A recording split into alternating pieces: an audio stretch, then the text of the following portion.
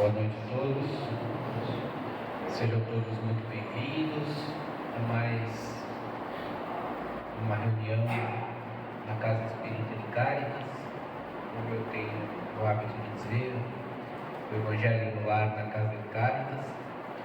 Sejam todos mais uma vez acolhidos por esse plano espiritual que nos quer tão bem e nos permite, nesse momento, estarmos reunidos para aprendermos e também para recebermos aquilo que necessitamos.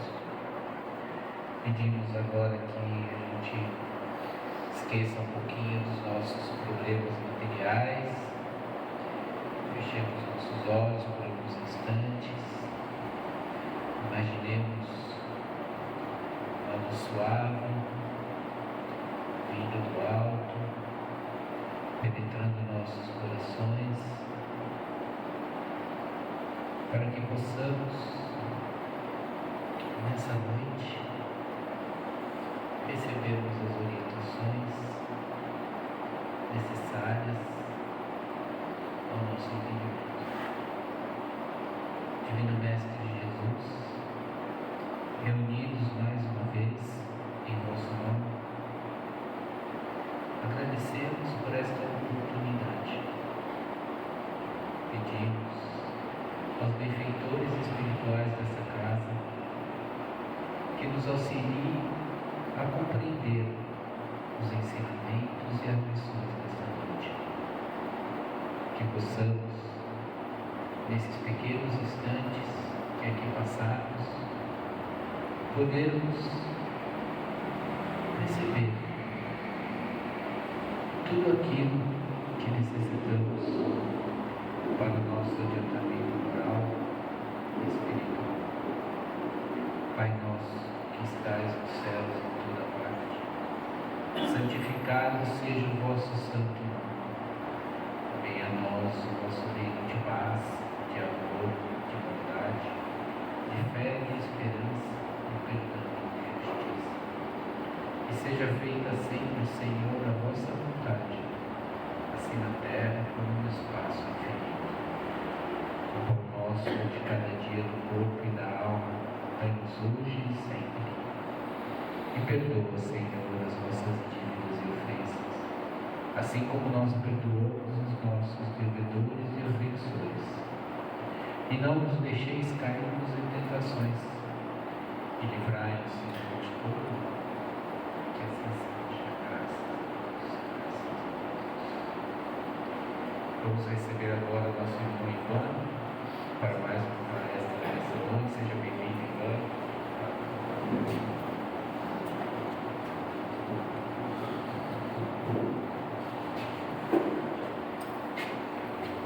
Boa noite. Boa noite. Alto, né? Tá bom, né? Alto, sei lá. A voz também é um pouquinho alta, né? Não, pra mim tá tudo bem, não sei pra você. Eu recentemente, né, outro dia, alguém perguntou pra mim, de vez em quando isso acontece, mas é que isso gerou um debate. Quando perguntou pra mim qual é o meu signo, eu não costumo responder. Normalmente eu rebato com uma pergunta: de que horóscopo? E em 100% das vezes até hoje, a pessoa olha para mim com uma cara de dúvida. Algumas ainda dizem: como assim que horóscopo você não sabe? E aí eu disse: eu sei, por isso que eu quero saber de que horóscopo você está me perguntando. Porque na verdade, né, existem vários horóscopos, vários. Então eu preciso saber de que horóscopo você está se referindo para que eu possa lhe perguntar, ou para que eu possa lhe responder. E aí normalmente a pessoa diz assim: o normal, horas, o normal aí. E aí eu digo: mas todos os horóscopos são considerados normais, horas? Não, deixa pra lá. É bem isso mesmo. Eu normalmente não respondo mesmo qual é o meu signo, porque isso normalmente é uma pergunta que vem quando a pessoa quer saber um pouco mais de você. E aí ela acha que se você disser que é daquele ou deste signo, ela vai conseguir saber ali de antemão umas 2, 3, 4, talvez meia dúzia de características suas. Muito curioso isso, né? Mas olha só, isso recentemente, a semana passada, causou um debate com uma pessoa que me perguntou, e eu tive um diálogo mais ou menos como esse, e a pessoa, por saber que eu era espírita, disse assim: pô, mas lá no espiritismo não estuda isso? Eu falei: não, a gente não estuda os horóscopos lá, porque os espíritas não acreditam em horóscopos. Não, mas espera aí, a minha mãe vai no centro e ela acredita. Então a sua mãe, acho que ela conhece um pouco menos do que eu de doutrina espírita, posso lhe garantir. Mas sabe o que você pode fazer quando você vê-la, você pergunta para ela de onde ela tirou a ideia, de qual livro espírita, orientação espírita, de que ela pode se utilizar do espiritismo para validar a crença dela em um signo ou horóscopo. Enfim, não reencontrei ainda com essa pessoa, não sei se ela vai ter esse diálogo com a mãe dela, mas isso fez com que eu imaginasse, eu pensasse, né? Há um tempo atrás eu fui provocado para fazer um resumo da doutrina espírita, porque algumas pessoas acham que eu sou meio confuso nos meus posicionamentos, sobretudo lá nas redes sociais, né? Nas redes sociais eu tenho um número impressionante para mim de seguidores. Para mim, não é nada demais, mas como a minha rede social para mim é tão desinteressante para a maioria das pessoas, eu acho curioso que tantas pessoas sigam lá.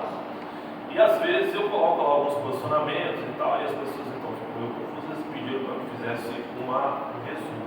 Eu fui buscar esse resumo e depois eu me lembrei que nós estamos no mês de aniversário da doutrina espírita. Não à toa está rolando aí o mês espírita de São Vicente.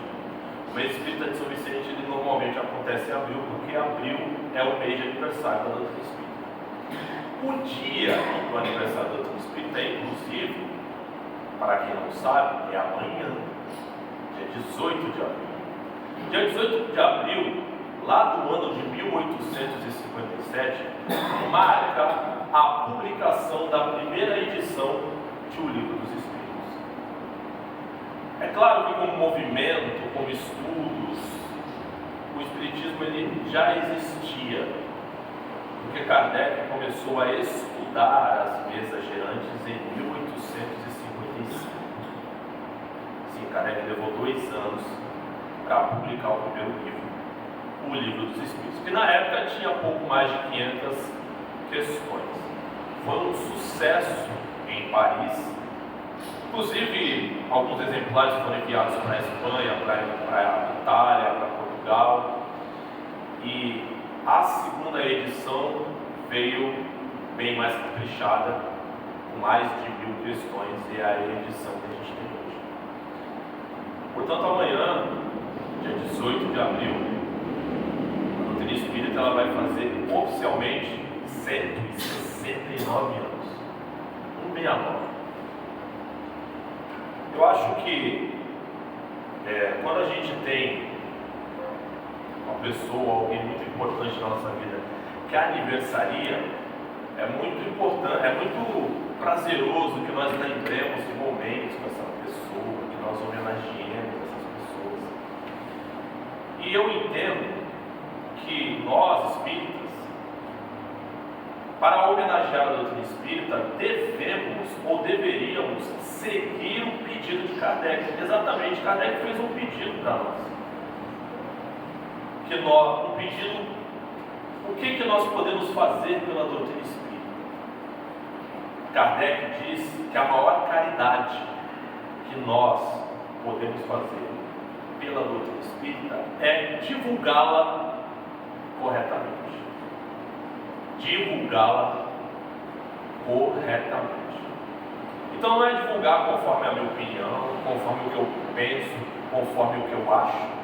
É divulgar de acordo com as suas prescrições, que estão muito bem sedimentadas nos seus livros basilares e também nos seus livros seriamente complementares. Tem um monte de livro aí que é só coach, coisa de autoajuda. Não é isso que o Kardec nos pede. Por isso, para a gente poder, talvez, comemorar um pouquinho o advento desta doutrina, que muito nos dá, e eu que estou nela desde os 14 anos, sei muito bem o que dela eu obtive, e nem acho que sou digno, ou melhor, se formos levar em consideração tudo o que eu obtive e tudo que eu por ela fiz, certamente eu estou descompensado. Mas, no meu resumo, até para poder fazer essa ode à doutrina espírita, eu começo dizendo que Umbanda e Candomblé são muito distintos um do outro, e nenhum dos dois é espiritismo. E ao dizer isso, não pode vir nenhum tipo de ranço ou preconceito. A Umbanda, aliás, ela surgiu no Brasil em 1910 por conta da rejeição que alguns espíritas lá no Rio de Janeiro tinham contra espíritos de origem africana. Isso é uma mácula que existe no movimento espírita. Não se fala muito disso, mas essa é a verdade. O Kardec, e os espíritos nos ensinam que o que importa é o conteúdo e não a forma. Mas a verdade é que desde que o espiritismo chegou aqui no Brasil, quase sendo praticado e estudado pelas elites sociais brasileiras, eles simplesmente rejeitavam comunicações de espíritos de origem africana. E isso deu, eu não vou aqui contar a história, até porque não é o caso, isso deu origem a um movimento que culminou com a criação da Umbanda, que misturava elementos também de catolicismo, de candomblé, que é uma religião que existe desde o século XIX, lá no começo de 1800, e aí a Umbanda, inclusive, ela existe aí até hoje. O espiritismo não é Umbanda, é importante dizer isso para as pessoas. Então não existe um centro espírita de mesa branca, não existe. Essa significação também ela vem muito daquela época, porque os próprios urbanistas eram vistos pela igreja, como gente do mal, gente do diabo, satanista e tudo mais. E aí quando os espíritas passaram a não ser mais marginalizados, e eu não sei se vocês sabem, mas até a década de 60, ser espírita no Brasil era ser um contraventor. Foi na década de 60, aliás, inclusive tem até uma história muito bonita, em que um grupo de espíritas liderado pelo Bezerra de Menezes foi até o imperador Dom Pedro, para dizer a ele: nós não somos do mal não, nós somos do bem. Mas o fato é que só na década de 60 que Kubitschek promulgou uma lei que dizia que os espíritas não seriam mais considerados marginalizados. Olha só que coisa, né? Então há muita luta por trás disso. O candomblé ele existe desde 1800, e além dessas duas religiões de origem afro, no Brasil existem várias outras que a gente aqui nem conhece muito, porque elas estão em outras regiões do Brasil. Por exemplo, no norte de Minas tem lá o tambor de Minas, para dar um exemplo. Tem a pagelança no norte. Então existem várias outras religiões e nenhuma delas é espírita. Espírita então não é nenhuma coisa nem outra, os dois são distintos, e isso é importante a gente dizer para as pessoas, se posicionar. Na doutrina espírita não tem rezas, não se usam amuletos, nem velas, a não ser que tenha uma queda de energia em casa, aí é bom ter uma vela. Mas eu recomendo uma lanterna recarregável, deixa ela recarregadinha para quando tiver queda de energia usa. Não tem barganhas com santos. Então é por isso inclusive que aqui na doutrina espírita nós não somos orientados a fazer promessas.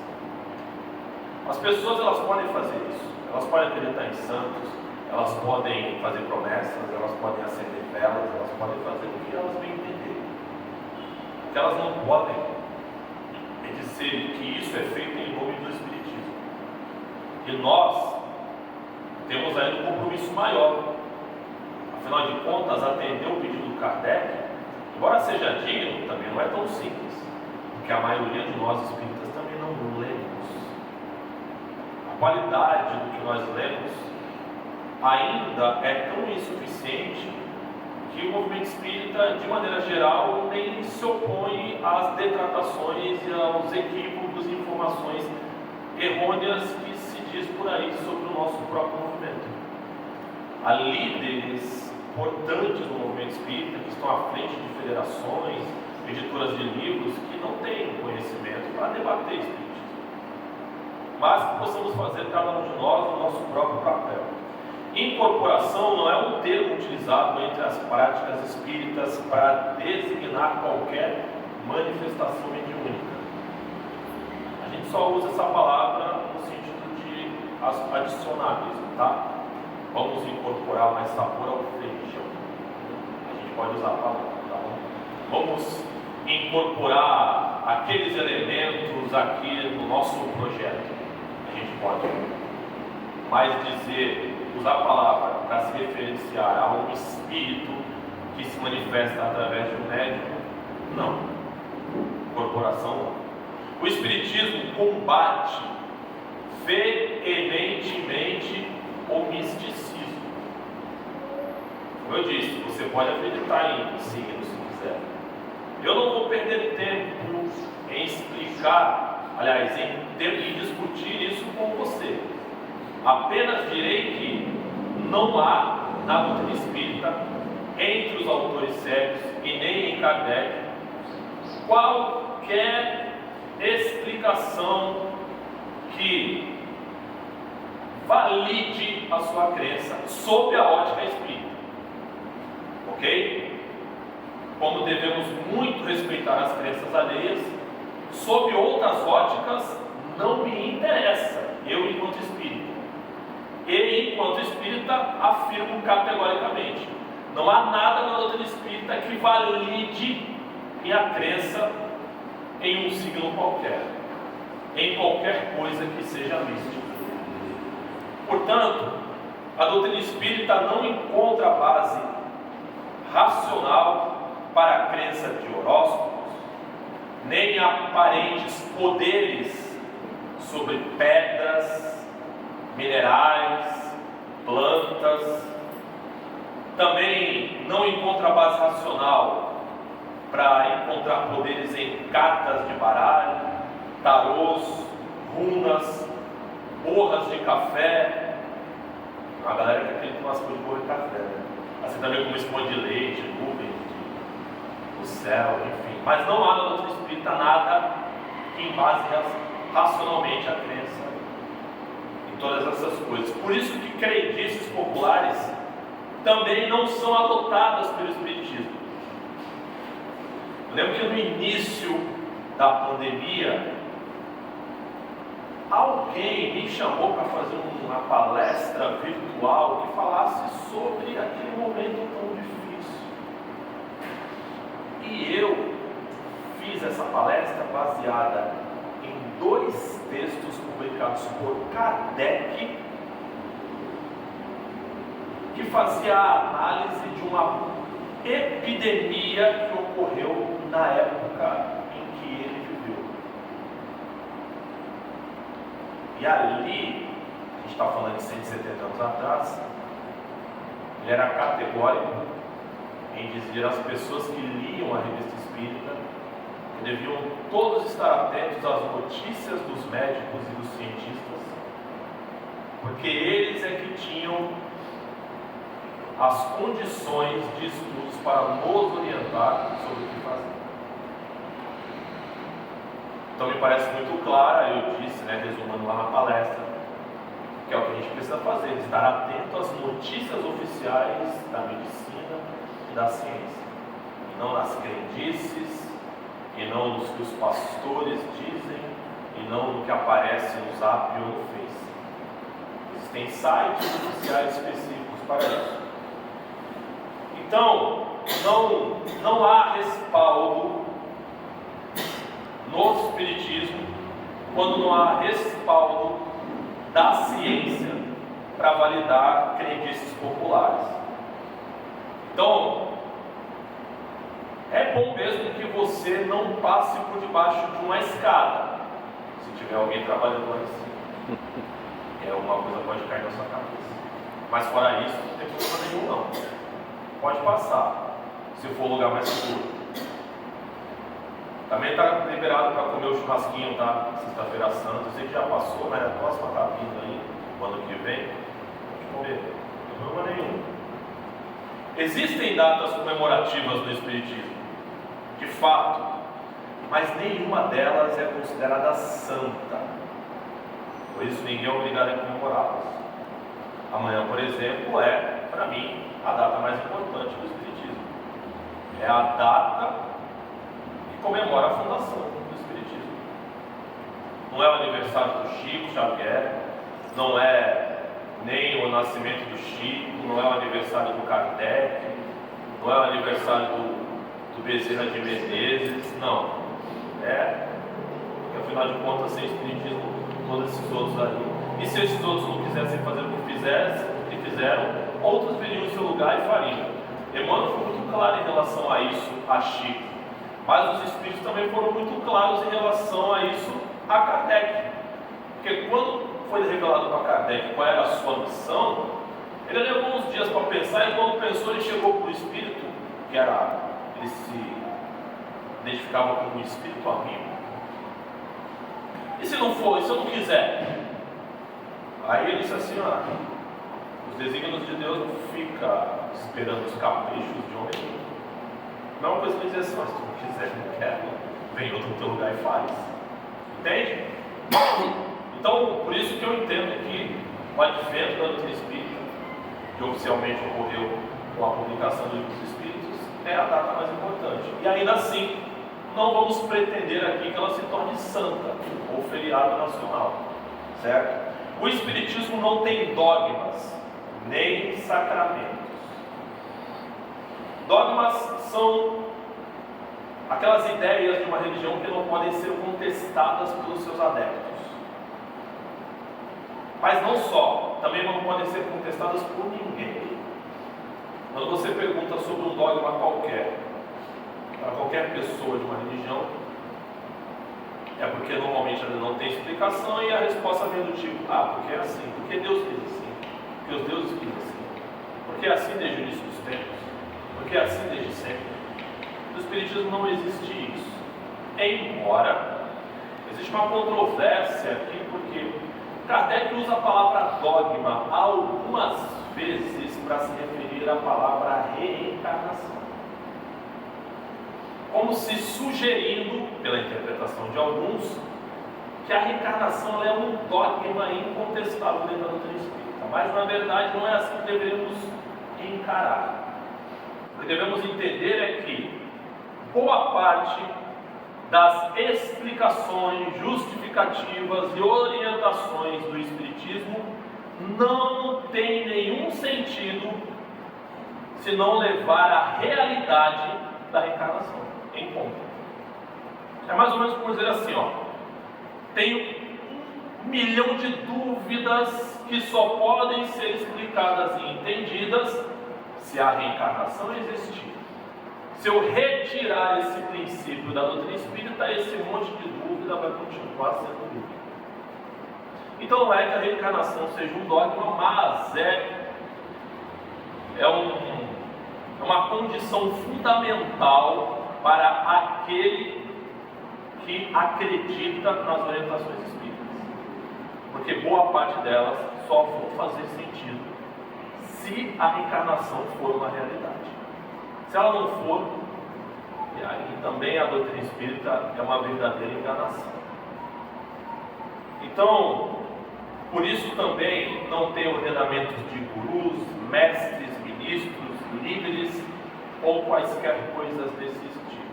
Existem sim muitos famosos espíritas que adoram ser bajulados. Não citarei nomes aqui, mas existem. Inclusive existem muitos famosos espíritas que ganham dinheiro por serem famosos espíritas. Mas os verdadeiros espíritas não recebem um centavo por serem espíritas. Isso é muito importante, né? E essa mensagem está, inclusive, desde os primórdios do Espiritismo, que quando o Espírito respondeu para Kardec se ele não quisesse vir a outro lugar dele, ele então resolveu aceitar. Eu posso um dia contar essa história, ela é comovente, ela até arrepia só de lembrar. E ele então, para o Espírito, se coloca à disposição para ser ferramenta da providência divina em prol do esclarecimento da humanidade. E quando ele então cede esse compromisso, os Espíritos dizem para ele, ó, tudo bem, você vai ficar pobre, você vai ficar sem dinheiro, suas economias vão acabar, seus amigos vão se afastar, você vai perder tua casa, você vai perder tua saúde. Exatamente isso. O Hermano Pires, numa edição póstuma do Livro dos Espíritos, ele coloca uma nota de rodapé dizendo: os verdadeiros amigos e bem intencionados não estão preocupados em nos elogiar, estão preocupados em nos alertar sobre os perigos do porvir. Então os espíritos não estavam preocupados em passar a mãozinha na cabeça do Kardec. Ó, tu é o cara escolhido para fazer esse trabalho. Se tu quiser fazer mesmo, é o seguinte: olha o que tu vai enfrentar pela frente. E aquele é o exemplo. Mas aí tem um monte de gente espírita famosa que parece que não conhece essa orientação, parece que não conhece essa passagem da vida de Kardec e adora os seus. Tem famosos espíritas que depois de uma palestra adoram, que vão lá, peguem na mão dele, beijem a mão dele, tirem foto com ele. Adoram. Enfim, mas a doutrina espírita não tem esse tipo de gente. Dentro da doutrina não tinha esse tipo de orientação. Nas reuniões espíritas não se devia existir liturgias padrões, nem sacerdotes, ninguém precisa se vestir de modo especial, embora é claro, né? Precisamos ter coerência, afinal de contas estamos falando de um ambiente religioso e familiar. No Espiritismo não há livros sagrados, nem esse daí que vocês pensaram, não existem livros sagrados. Kardec, inclusive, tem uma frase maravilhosa. Ele diz que a verdade é aquela que pode ser encarada face a face em toda a época da humanidade. Se qualquer coisa que está escrito nos livros oficiais da doutrina for contestada e provada pela ciência de que não é aquilo, retire isso do livro e fique com a ciência. Kardec disse isso. É melhor acreditar em. É melhor rejeitar 10 verdades do que acreditar numa mentira. Kardec até diz mais: só devemos acreditar naquilo que nós compreendemos. Isso deixa muito bem claro que não é porque eu estou lendo ali o livro Evangelho segundo o Espiritismo, que tem um trecho lá que não ficou bem na minha cachola, eu tenho que repetir aquilo como se aquilo fosse verdade. Aquilo não é sagrado, não é dogmático, claro que pode ser contestado a qualquer momento. Kardec deixa bem claro isso. E eu não devo acreditar no que eu não compreendo. Se eu não compreendo, então eu não vou acreditar. Se eu não acredito, eu também não posso sair repetindo por aí só porque eu estou numa palestra espírita. Existem algumas coisas nebulosas no espiritismo para mim. Então quando alguém pede para eu falar sobre determinados assuntos, eu recuso. Porque são assuntos que eu não consigo entender direito. Tem alguns assuntos que eu não consigo entender nem a importância deles ali, sendo debatido e discutido. E aí eu estou falando do Ivan. Eu não estou falando que existe uma falha na doutrina espírita. Talvez se eu fosse uma pessoa mais avançada intelectualmente, tivesse condições de estudar melhor esses itens e lançar luz sobre eles, talvez, mas não é o caso. Então eu prefiro não abordar esses assuntos. Eu acho que isso é uma responsabilidade, inclusive, com o próprio pedido de Kardec, né? Vamos divulgar a doutrina espírita corretamente. Nenhuma atividade na casa espírita deve ser cobrada. Atividade essencial, né? Quem pensa aqui que pode vir amanhã no bazar aqui e pegar uma peça de roupa de grátis. Não, tem que pagar luz, tem que pagar água, né? Não é fácil não. Mas serviços assistenciais não podem ser cobrados da casa espírita. Nenhum tipo de serviço. Nenhum. Toda assistência oferecida deve ser voluntária e gratuita.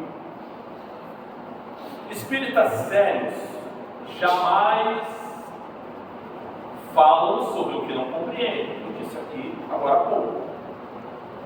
E também não levam em consideração crendices populares ou preceitos místicos. Logo, também não fazemos adivinhações, nem previsões apocalípticas, nem nostradâmicas. Não temos oráculos. Então não pensem vocês que o Chico Xavier, uns anos atrás, previu a eleição de um sujeito, como ficou falado, que está famoso. Não teve previsão nenhuma. A máxima, o futuro só Deus para a existência, é uma verdade dentro do Espiritismo. Não há espíritas sérios que preveem o futuro. Espiritismo não é autoajuda. A sua doutrina é abrangente e profunda. Não se resume a frases feitas ou frases de efeito para serem decoradas e repetidas. Também não existem mantras espíritas e muito menos devemos acreditar em milagres. Estes são apenas fenômenos naturais, dos quais nós ainda não conhecemos os mecanismos pelos quais eles operam. Não há explicação ainda, haverá. Quando houver, aí a gente dissemina a informação. Enquanto não há explicação, e eu não sou uma das pessoas que estuda aquilo, então eu fico na minha, não preciso dar opinião não. Sob a ótica espírita. Porque eu, falando por mim mesmo, eu, Ivan, aí sim. Não, mas sabe o que eu acho? Eu acho que Kardec, se estivesse aqui e olhasse esse assunto, Kardec, eu vi lá de onde ele estiver, ele veio puxar meu orelha. Eu não estou autorizado para falar em nome de ninguém, só em meu próprio nome. A não ser que eu saiba exatamente o que este alguém tem a dizer sobre aquilo. Então, se eu sei o que a doutrina espírita tem a dizer sobre reencarnação, eu posso vir aqui fazer uma palestra sobre reencarnação. Mas se eu não souber o que o Espiritismo tem para falar sobre reencarnação, eu não posso vir aqui e fazer uma palestra em nome do Espiritismo sobre reencarnação. O Espiritismo não é exatamente uma religião, mas é uma doutrina de tríplice aspecto, onde um deles é a religião. Os outros dois são ciência e filosofia. Isso também está nos primórdios da doutrina. Kardec sempre diz, desde garoto, ele foi criado em família protestante, que ele queria muito encontrar algum sistema de crença que pudesse unir religião e ciência, porque eles viam se opondo. E ele disse que encontrou isso através da doutrina espírita. O Espiritismo não impõe jamais os seus princípios. Convida os interessados em conhecê-los e a submeter aos filhos da razão, ou seja, só crer no que compreende. Para nós, espíritas, conhecer não é o mesmo que concordar. E concordar é diferente de aceitar. E muitas vezes é diferente de entender também. Eu entender não quer dizer que eu aceito ou que eu concorde. Aliás, isso mora na misericórdia, né? Divina, porque Deus conhece a todos nós, só Ele tem a prerrogativa de dizer o quanto estamos equivocados, porque Ele sim nos entende e entende as nossas motivações mais profundas. Espiritismo, portanto, para terminar, respeita a todas as religiões e doutrinas, valoriza todos os que se esforçam pela prática do bem, não importa o que creem. E principalmente aqueles que colaboram pela confraternização e pela paz entre os povos, entre todos os homens e mulheres, independente da sua orientação sexual, da sua cor de pele, da nacionalidade, do nível cultural e social, da crença.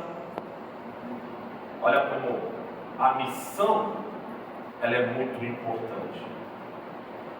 Bom, uma observação final é dizer que é muito fácil encontrar pessoas que se dizem espíritas e declaram acreditar ou praticar alguns dos itens que eu listei. Não tem espírita que diz que acredita naquilo lá, acredita naquilo outro, no horóscopo, vela, sei lá. Para essas pessoas falta ainda entendimento e também se livrar das amarras de crenças vazias e dogmáticas, que é cultural, a gente desde criança aprende essas bobagens. Dito isso, o que devemos fazer então é sempre nos esforçar para que as nossas reflexões venham acompanhadas disso.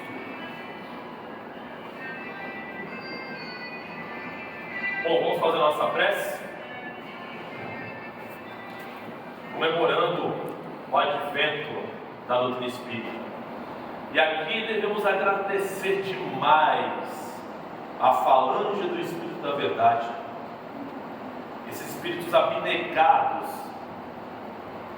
que vieram ao nosso encontro há quase 170 anos atrás para nos ditar informações e esclarecimentos que repercutiriam pelos séculos seguintes para toda a humanidade.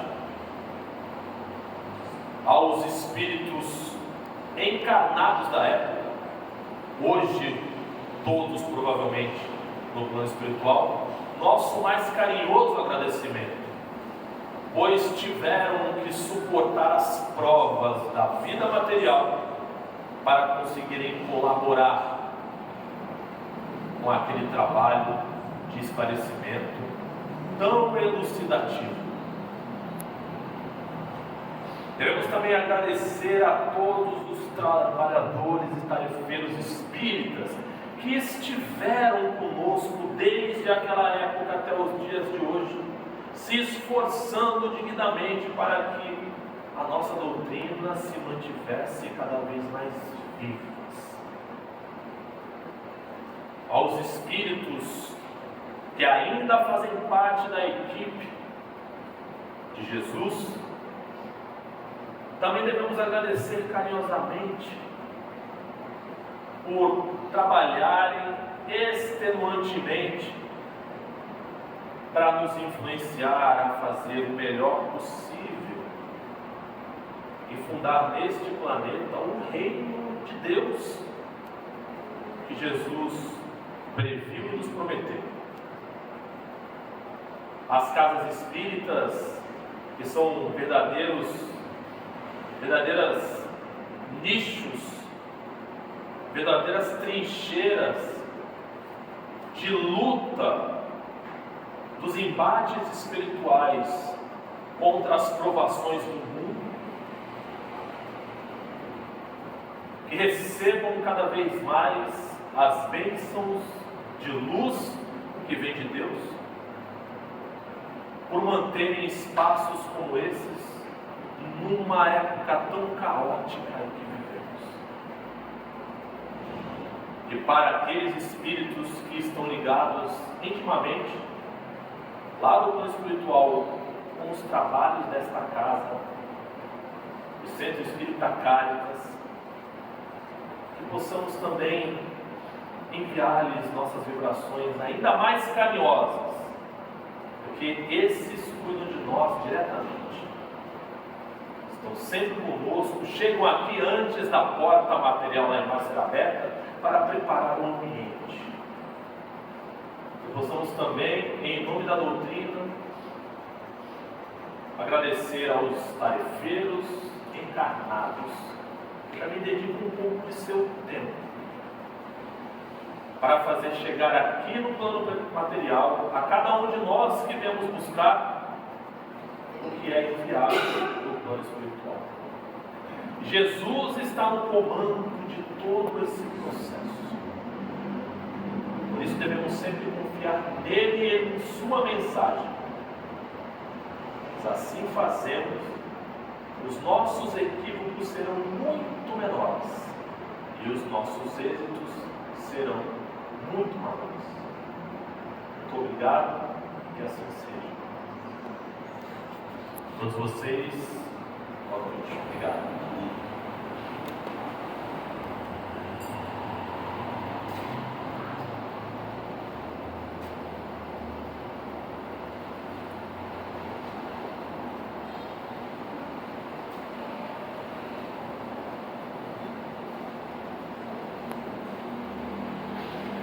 Agradecemos, Ivan, mais palestra, por mais essa oportunidade de estar aqui conosco. Vamos passar agora para a segunda parte dos nossos trabalhos, que são os passos.